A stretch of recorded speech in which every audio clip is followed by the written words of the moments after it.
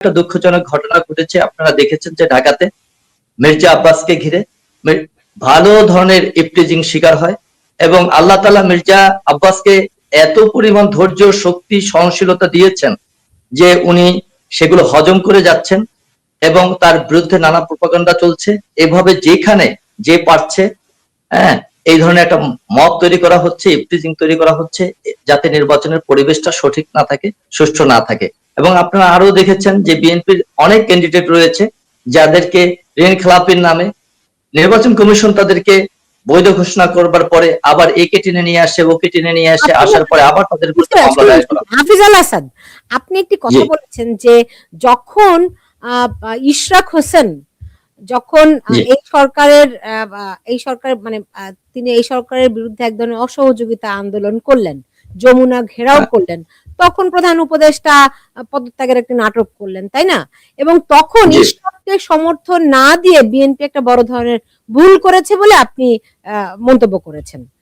আপনার কি মনে হয় না যে এই নির্বাচনে অংশগ্রহণ করে বিএনপি বিরাট আরেক ভুল করতে যাচ্ছে?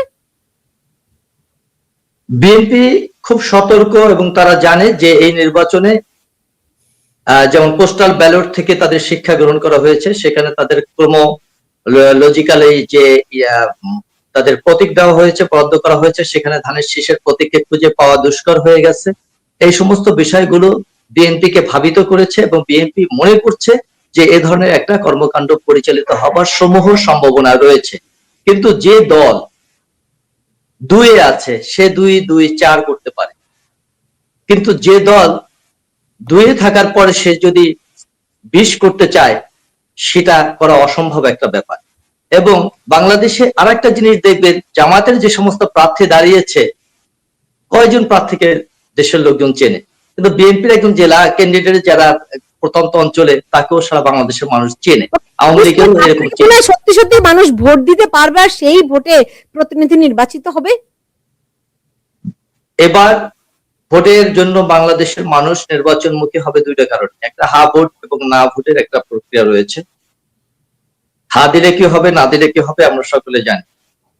সুতরাং হা না ভোটের কারণে যাবে এবং অন্য কারণেও যাবে যাতে দেশটা কোনো একটি প্রতিক্রিয়াশীল গোষ্ঠীর হাতে না যায়। আমি বুঝতে পেরেছি আপনি কি বলতে চাচ্ছেন, বুঝতে পেরেছি, আমার দর্শকরা নিশ্চয়ই বুঝতে পেরেছে।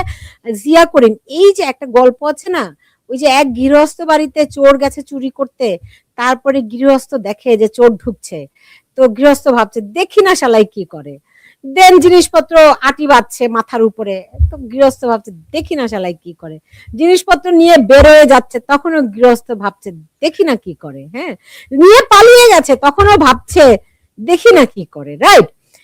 বিএনপি কি এরকম অবস্থা নাকি যে তাদের আরো দেখতে হবে?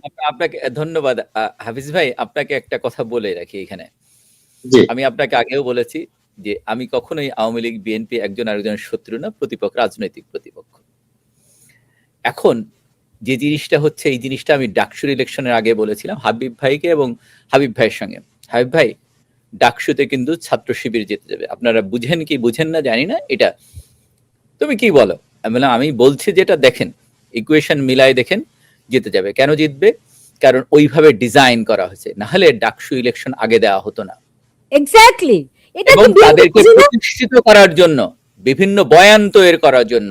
আপনাকে এই প্রসঙ্গে ছোট্ট একটা ঘটনা বলে নেই, তারপরে আমি জাতীয় ইলেকশন আসি। যখন হাদি হত্যাকাণ্ড হয়, প্রথমে তারা টার্গেট তুলল কার দিকে? মির্জা আব্বাস, কারণ মির্জা আব্বাস একজন মুক্তিযোদ্ধা। এবং তাদের যে বয়ানকারী আছে জুলকারনাইন সাহেব, সে বললেন এইখান থেকে পালাই গেছে, এইখান, এগুলো বলতে থাকলো। এর ভিতরে কিন্তু তারপরে দেখা গেল সে দুবাইতে, তার ভিসা আছে, সে দুবাইতে থাকে। ব্যাপারটা দেখেন যে এই যে ঘটনা, এবং হাদির মতো মানুষকে, যে যারা কয়েকদিন আগেও স্লোগান দিয়েছে, আমার কাছে অবাক লাগে, তারেক রহমান যখন দেশে গেলেন উনি জামাতের সঙ্গে কেন মিট করলেন? যারা কয়েকদিন আগে স্লোগান দিছিল যে 1 2 3 4 তারেক রহমান ডাডাডা, চীনের চাইলে কাউয়া তারেক রহমান ডাডা, আমার তো মুখে আনতে ওইগুলো চাই না, সেইগুলো কথা বলে, তাদের সঙ্গে কথা বলার রুচি আসে কিভাবে?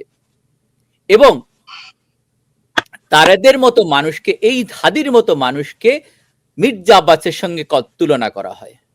কারণ হচ্ছে মির্জা আব্বাসকে নিচে নামাতে চায় একজন, যেহেতু উনি একজন মুক্তিযোদ্ধা, ওনার গলায় জুতার মালা দিতে চায়, সেই জন্য এইগুলি করা হয়। এখন এই জাতীয় নির্বাচন যেটা হবে, সরকার এখন লেগে গেছে যে হা না ভোট হবে, তাই না? হায়ের পক্ষে তারা ক্যাম্পেইন করছে। বিএনপি কিন্তু কখনোই কিছু কিছু জায়গায় তারা বলছে না এ ভোট দিবে, কিছু কিছু জায়গায়। সেই জন্য আমি প্রথমে বলছিলাম আসাদ ভাইকে যে আপনারা না ৭১ না ২৪ একটা নির্ধারণ করেন, ৭১ নির্ধারণ করলে নাতে চলে যাবেন। কারণ এই সরকার, দাঁড়ান আমি শেষ করে নেই, বলেন আমি শেষ করে নেই। এই সরকারের টার্গেট হচ্ছে কোনোভাবে হাকে জিতায় নিয়ে যাবে, যে কোনো ভাবে সেটা মেটিকুলাসলি ডিজাইন করে এবং জিতায় নিয়ে, এবং তারা এই ৭১-এর সংবিধান সম্পূর্ণ বাতিল করে দেবে। এক ঢিলে দুই পাখি যাবে। আমি বলছি যে আগে তারা আওয়ামী লীগকে, তারপরে বিএনপিকে ধরবে, যেটা 111-এর সময় -2-তে গিয়েছিল, সেই একই পন্থায় তারা যাচ্ছে। বিএনপি বুঝুক আর না বুঝুক, এবং তারা আসবে আসবে যে আওয়ামী লীগকে মানে বিএনপিকে শেষ করে দেওয়ার জন্য, এবং তারা দেখবেন জামাতকে বিজয়। আপনার যদি একটা দল থাকে, ধরেন আপনার একটা দল আছে আপা, আপনার দলকে কার সঙ্গে আপনি অ্যালাইন করবেন? যে যাকে ক্ষমতায় বসাতে চান। উনি কিন্তু বলছেন যে এই ছাত্র নেতাদের অনেকেই মন্ত্রী হবে, বলছেন না? কেন বলছেন? কারণ বুঝার চেষ্টা করেন। আপনারা যদি এখনো না বুঝেন, এই সরকার নিরপেক্ষ না, এর অধীনে কোনো নিরপেক্ষ নির্বাচন সম্ভব না, কখনোই হবে না। এটা মেটিকুলাসলি ডিজাইনে হবে, এবং যদি আপনার রাত্রিবেলা ঘোষণা দিলে সকালবেলা দেখবেন যে জামাত এবং তার ওই যে তার যে ৮ দল আছে তাকে ঘোষণা করা হবে, বিএনপির হাতে একটা মূলা ধরায় দিবে। জি, হাফিজ লিখে রাখেন যদি নির্বাচন হয়। হাফিজ আল আসাদ, বিএনপির কি বোধোদয় হচ্ছে নাকি ওই তারা আমরা জি বলুন। বিএনপির বোধোদয়ের ব্যাপারে আমি আগেই বলেছি যে ইশরাকের যে বিষয়টা, ইশরাকের যে আন্দোলনটা এবং তাকে মেয়রে বসতে না দেওয়া একটা বড় ভুল ছিল রাজনৈতিক ভাবে, আমরা মনে করি। দ্বিতীয়ত, যদি ওই সময় ইশরাক মেয়রের চেয়ারে বসতো, ঢাকা বিশ্ববিদ্যালয় সহ কোনো বিশ্ববিদ্যালয় পাতানো নির্বাচন সম্ভব হতো না, সবগুলা যেত। ৩ নম্বরে, তারা এখন যে নির্বাচনের প্রক্রিয়া চালাচ্ছে তা অনেকেই মনে করছে একটা ডিজাইন এর প্রেক্ষাপটে নির্বাচন। তবে বিএনপির এখন এই মুহূর্তে নির্বাচন ছাড়া বিকল্প কোনো পথ নেই। বিএনপি এছাড়া অন্য কোনো হাফিজ আল আসাদ, এই কথাটা বিএনপির অনেকের কাছ থেকে আমি শুনি, বিকল্প কোনো পথ নেই। মানে একটা নির্বাচন অবশ্যই দরকার, এ ব্যাপারে কোনো সন্দেহ নাই, কিন্তু এটা কি এই নির্বাচন, যেই নির্বাচনটি পাতানো নির্বাচন হতে যাচ্ছে? এইরকম পাতানো নির্বাচন যদি হয়, আমরা বিএনপিকে পরামর্শ দিব, বিএনপিকে অ্যাওয়ার্ড থাকতে। হাফিজ আল আসাদ, আপনাদের এখনো কেন মনে হচ্ছে যে যদি আমরা এখনো বলছি, যদি আমরা অ্যাওয়ার্ড থাকতে বলছি বিএনপিকে, না না না, ওই গল্প আপনার যে গল্পতেই আমরা যাব না, কিন্তু গল্পের একটা ব্যাপার হচ্ছে, বিএনপি যদি এই ধরনের কর্মকাণ্ড করে, আপনার 12 তারিখ তো, 12 তারিখ রাতেই দেখা যাবে বাংলাদেশের সকল জনগণকে একত্রিত করে বিএনপি এই সরকারকে উৎখাতের ডাক দিবে। এবং সেটা যদি বিএনপি করে, তাহলে আমার মনে হয় না এই জামায়াত, এনসিপি, বিএনপির সরকার 2 ঘন্টা বাংলাদেশের মাটিতে টিকতে পারবে। সুতরাং তারা যতটা এত সহজ সমীকরণ মেলাচ্ছে, বাংলাদেশের জনগণ কিন্তু অতটা সহজ সরলীকরণে নেই। যদি তারা এই ধরনের কুচিন্তা করে, তাহলে তাদের সর্বনাশ ঘটবে 13 তারিখ থেকে 14 তারিখের মধ্যে। এবং আমি নিশ্চিত বাংলাদেশের এমন কোনো মানুষ নাই যে এই আন্দোলনে শরিক হবে না। সে বিএনপির যতই প্রতিপক্ষ হোক না কেন, সে বিএনপির যতই প্রতিপক্ষ হোক না কেন, সে এই আন্দোলনে তারা সামিল হবে। আমি আবারও বলছি, সে যতই বিএনপির প্রতিপক্ষ হোক না কেন, কিন্তু সে আন্দোলনে সামিল হবে। হাফিজ ভাই, আরেকটা তথ্য দিয়ে দেই। জিতার পরে তারা সংবিধানকে স্থগিত করে দিয়ে নতুন করে তারা এই একটা বিপ্লবী সরকার গঠন করবে, যে বিপ্লবী সরকারের স্বপ্ন আলী রিয়াজরা দেখেছিল। এই বিপ্লবী সরকার গঠন করবে আওয়ামী লীগ। আমি আপনাকে বলে দেই, দেখেন আপনি মিলাই নিয়েন পরবর্তীতে 12 তারিখ আসুক। আমি জয়যুক্ত করবার প্রক্রিয়া রাষ্ট্রীয়ভাবেই প্রপাগান্ডা চালানো হচ্ছে, রাষ্ট্র এবং সরকার। এখানে তুরস্কের একটা উদাহরণ দেওয়া হচ্ছে, কিন্তু তুরস্কের তো সরকার ছিল একটা দলীয় সরকার। এখানে নিরপেক্ষ সরকার, সে বলতে পারে না জনগণকে আপনি হা ভোট দেন, কিন্তু সরকার এখানেই তো বায়াস। সুতরাং সরকার হা ভোটের পক্ষে রাষ্ট্রীয় প্রচারণা চালাচ্ছে সরকার হা ভোটের পক্ষে রাষ্ট্রীয় প্রচারণা চালাচ্ছে, কিন্তু আমি হা ভোট দিব না না ভোট দিব এটা আমার একান্ত ব্যক্তিগত ব্যাপার, রাজনৈতিক দলগুলোর সিদ্ধান্তের ব্যাপার। Definitely. এই সরকারের সিদ্ধান্তের উপর তো রাজনৈতিক দলগুলো নির্ভর করবে না। আর এখানে আওয়ামী লীগের বড় একটা অংশ বাংলাদেশে রয়েছে, তারা কর্পূরের মতো উড়ে যায়নি। কোটি কোটি আওয়ামী লীগের সমর্থক রয়েছে, তারাও ভোট প্রক্রিয়ায় অংশগ্রহণ করবে।